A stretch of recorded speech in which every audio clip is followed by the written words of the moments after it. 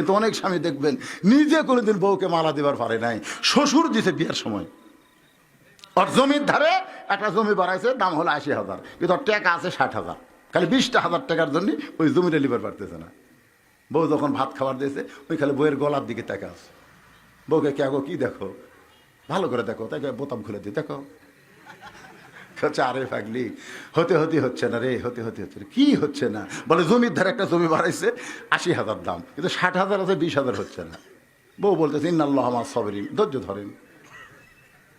তোর বাপের জমি যে আমার জমি থুয়ে দিবি, অন্য একজনের কাছে বিক্রি করবি, তো রাগ করেন কেন? স্বামী বলতেছে তুই খালি একটু দয়া করলে আমার জমিটা হয়। বলে গলার ওটা খালি কে রে পাগল, এই কি মনে করতেছিস? এটা একটা মালা কে রে?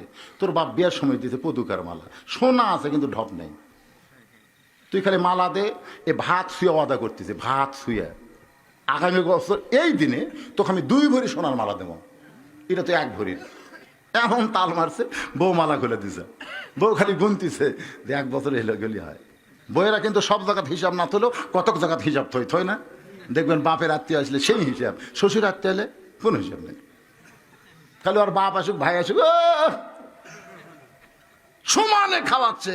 আর স্বামীর যদি ভাই আসে বাপ আসে খেয়াল নেই, ও জায়গাত হিসাব নেই। মেয়েরা এরকম আছে না নাই, যে 1 বছর হয়েছে তখন বউ বলতেছে কে গো গত বছর এই দিনে মালা খুলে দিলাম, তুমি কইলে 1 বছর পরে 2 ভরি সোনার ডিজিটাল মালা বানায় দিব, বছর কিন্তু শেষ, মালার খবর কি? স্বামী খালি মুচকি মুচকি হাসে। বউকে হাসেন কেন? বলে হাসার কারণ হলো তুই মালা পরে কার সামনে যাবি? তুই মালা পরে কার সামনে যাবি? বদরুশি দোয়াজ করেছে মেয়েরা কেবলমাত্র এক ব্যক্তির জন্য সাজতে পারবে, সেই ব্যক্তি হলো তার স্বামী।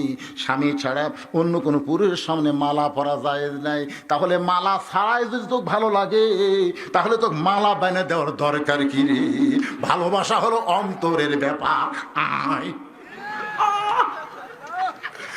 বউ খয়টা কি সিটা রে,